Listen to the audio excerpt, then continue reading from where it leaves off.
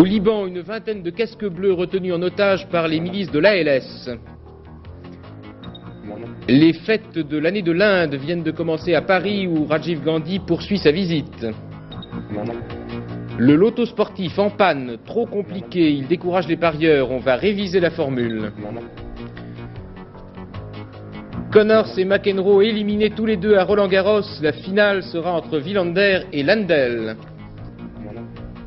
Mesdames, Messieurs, bonsoir. Tout de suite, nous allons commencer par vivre en direct la dernière minute d'un exploit à la fois scientifique et humain qui vient d'être réalisé à la COMEX à Marseille.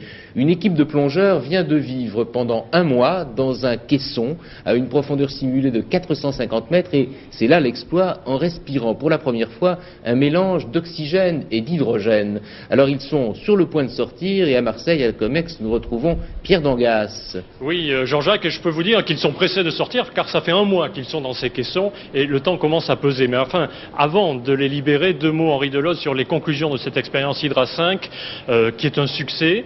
L'utilisation de l'hydrogène, c'est-à-dire un des gaz les plus légers, va permettre de franchir la barrière fatidique, je dirais, des plongées à 600 ou 700 mètres de profondeur. Oui, d'abord c'est le gaz le plus léger.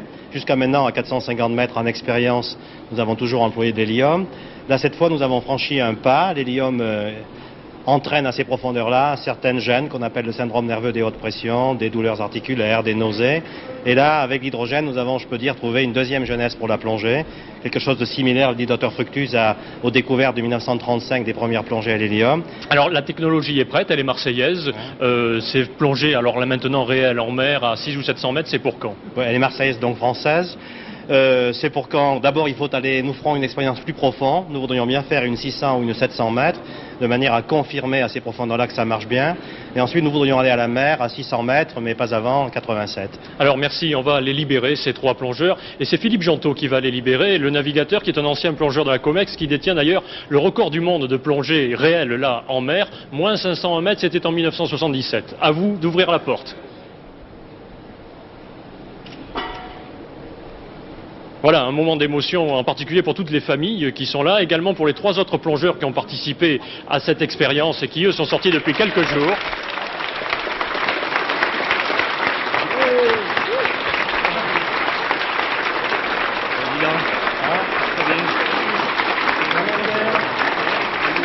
Félicitations, un mois dans un caisson comme ça, qu'est-ce qui est le plus dur?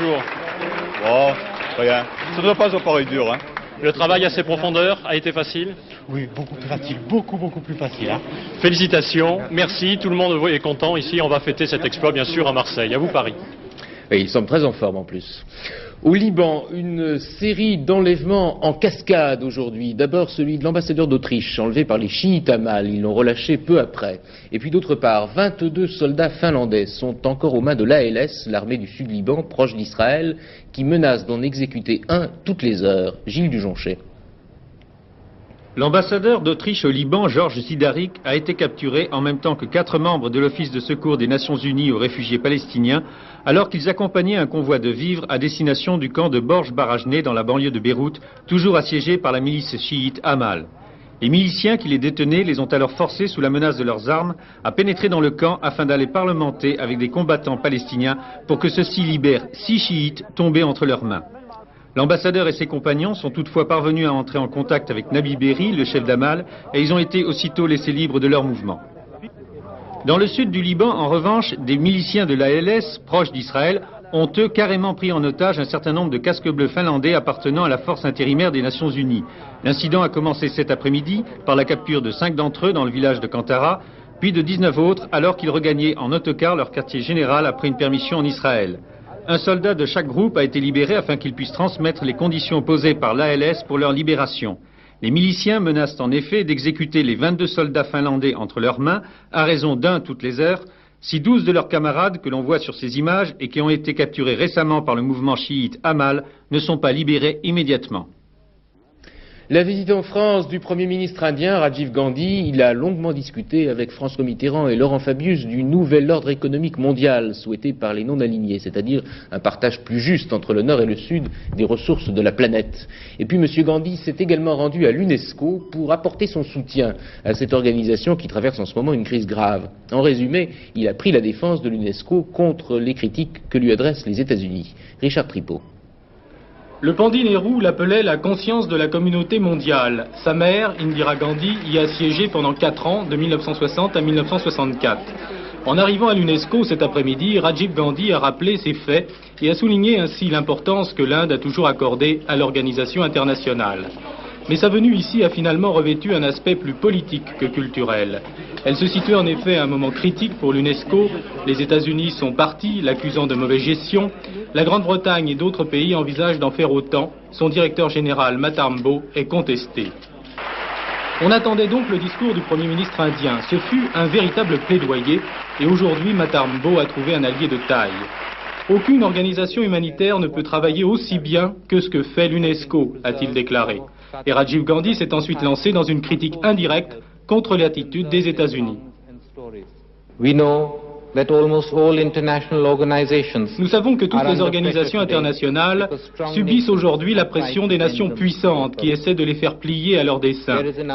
Il y a un recul regrettable de l'internationalisme. Quitter l'UNESCO, c'est abandonner la coopération universelle et rejeter la démocratie dans les relations internationales.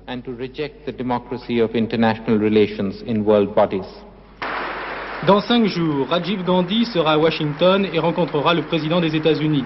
On lui prête l'intention de réitérer ses critiques et de demander directement à Ronald Reagan de revoir sa position. En attendant, à Paris, la fête bat son plein entre la Tour Eiffel et le Trocadéro. Une fête qui marque le début de l'année indienne qui va se traduire jusqu'en juin prochain par de très nombreux spectacles dans toute la France. Des éléphants ce soir, vous le voyez, des centaines de musiciens, de danseurs et aussi des artisans qui vendent des bibelots, qui vendent aussi de la nourriture indienne. Tout cela a attiré des milliers de Parisiens qui ont assisté également à un gigantesque lâcher de ballons. La fête va durer toute la nuit et au-delà toute l'année. François Mitterrand avait lancé l'idée de cette année de l'Inde il y a 3 ans lorsqu'il avait rendu visite à Madame Gandhi à New Delhi. Cette fête, c'est ce qu'on appelle en Inde le Mela. Jean-Louis Magalon nous explique maintenant comment elle se déroule traditionnellement et ce qu'elle signifie.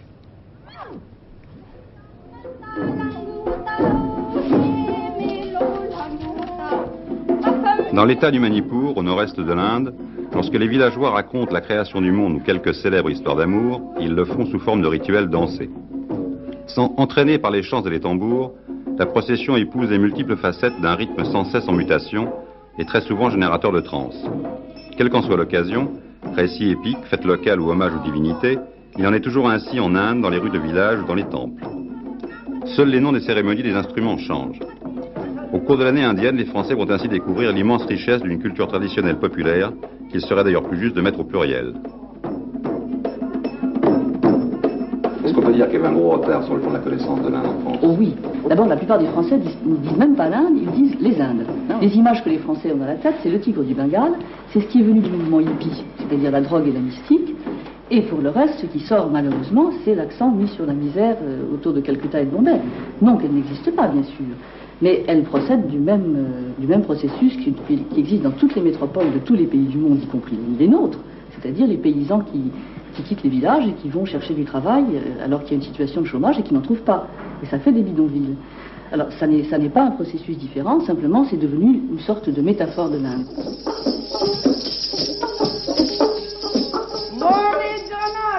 Au Bengale, les Bauls, troubadours nomades, à la robe safran et aux cheveux longs, sont surnommés les fous de Dieu. Là aussi, le chant, la musique et la danse, souvent pratiqués à 3, sont le véhicule traditionnel d'une mystique qui remonte à la nuit des temps.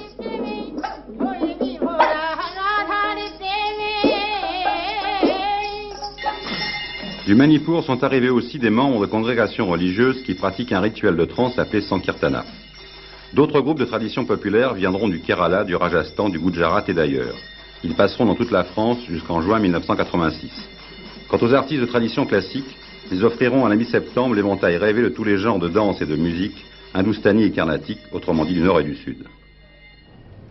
Joseph Mengele, le médecin bourreau d'Auschwitz, est-il vraiment mort? Est-ce bien son cadavre que la police brésilienne vient d'exhumer d'un cimetière proche de Sao Paulo? Les médecins légistes répondront avec certitude dans 15 jours. En attendant, beaucoup restent sceptiques, surtout en Europe. Émilie Rafoul. Il faudra attendre environ 15 jours pour savoir si ces ossements sont bien ceux de Joseph Mengele, criminel nazi s'il en est, responsable de la mort de près de 400 000 juifs déportés à Auschwitz. Deux détails devraient faciliter l'identification des ossements. D'abord, les enquêteurs ont retrouvé une prothèse dentaire qui pourra aisément être comparée aux empreintes que détiennent les autorités ouest-allemandes. Ensuite, Mengele, le vrai Mengele, avait une déformation congénitale à l'une des phalanges de la main. Une équipe d'enquêteurs ouest-allemands, israéliens et américains sont arrivés au Brésil pour participer aux travaux d'identification. Mais d'ores et déjà, la plupart des chasseurs de nazis ont exprimé le plus grand des scepticismes et restent convaincus que Joseph Mengele est bien vivant et qu'il s'agit d'une ruse supplémentaire destinée à brouiller les pistes. Depuis 1950, Mengele vivait en Amérique du Sud, tranquillement, avec pendant 10 ans la nationalité et la protection du Paraguay. Sa mort avait déjà été annoncée des dizaines de fois. Justement, le chef de l'État paraguayen, le général Stroessner, qu'on soupçonne d'avoir protégé naguère la retraite de Mengele, vient d'annuler le voyage qu'il devait faire prochainement en Allemagne. À Marseille, 22 trafiquants de drogue arrêtés aujourd'hui après 6 mois de filature. Ils alimentaient la ville en héroïne et la police estime que leur réseau est totalement démantelé. À Ivry-sur-Seine, les négociations sur l'avenir des employés licenciés d'SKF reprendront mardi. Après les graves affrontements d'il y a 3 jours, le dialogue est ouvert, mais la CGT regrette que le gouvernement ne prenne pas d'engagement à propos de l'avenir de l'entreprise. La CGT avait du reste organisé ce matin à Paris une manifestation de soutien qui a réuni 2000 personnes. Plus tôt, ce matin, les CRS avaient évacué l'usine après que la direction ait déménagé les machines qui s'y trouvaient encore. Relation PCPS, Marcel Debarge, secrétaire national du PS, prend ses distances avec un journaliste de l'Unité qui s'interrogeait cette semaine sur le passé de Georges Marchais pendant la Résistance. Il précise, M. Debarge, que le point de vue exprimé dans l'hebdomadaire socialiste ne peut pas être confondu avec celui du parti. Le loto sportif est dans une bien mauvaise passe. Quelques mois après sa création, il va s'arrêter le temps qu'on révise la formule. C'est trop compliqué, disent la plupart des parieurs, et du reste, le ministre des Sports lui-même, Alain Calmat, en convient. Francine Raymond.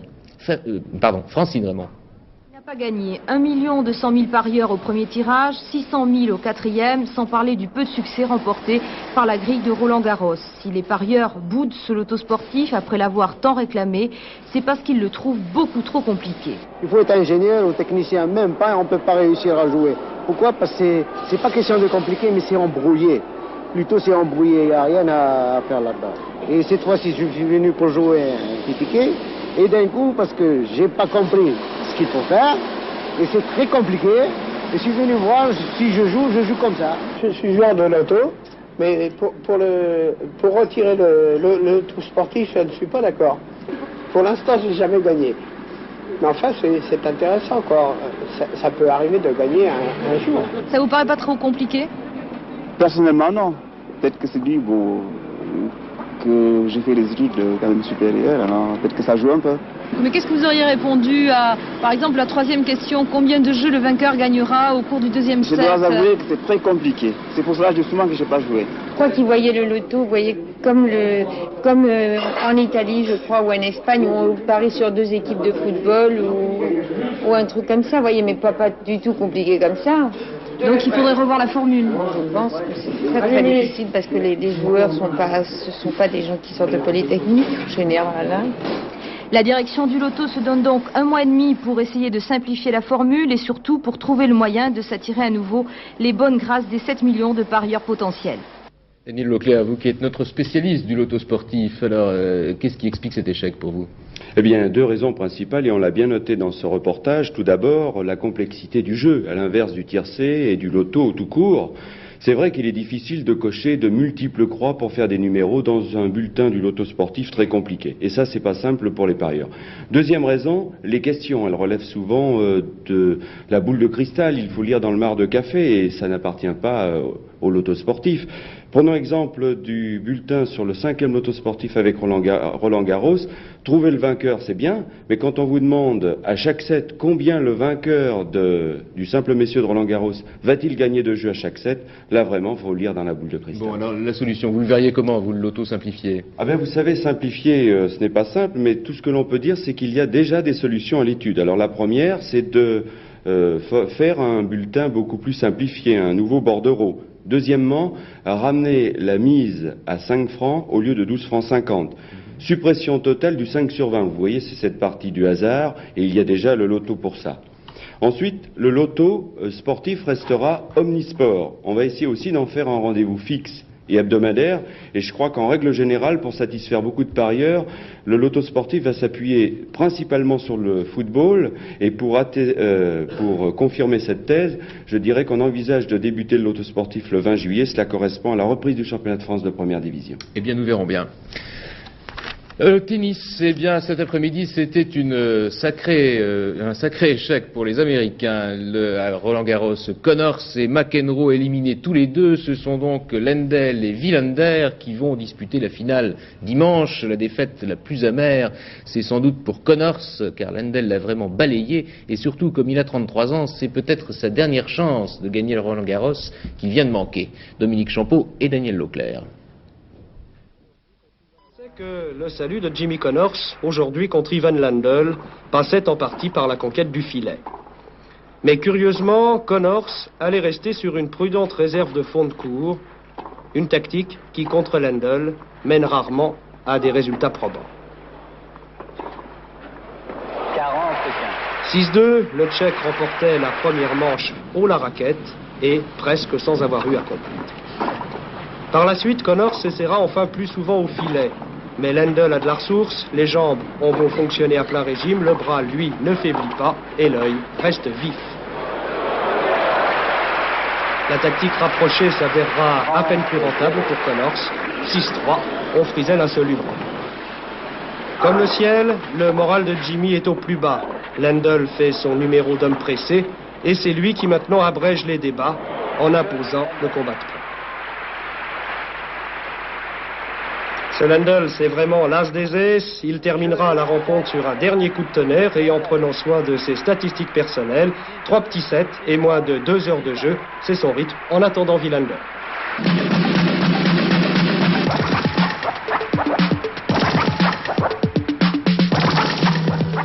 La filière suédoise a eu finalement raison de John McEnroe. Après avoir balayé Sandström, l'Américain avait eu toutes les peines du monde à se sortir des griffes du jeune Nyström. 5-7 qui ont pesé lourd dans les baskets de l'Américain. La solidarité a donc joué indirectement et Mats Wilander, le chef de file de cette génération suédoise, n'a pas reconnu John McEnroe.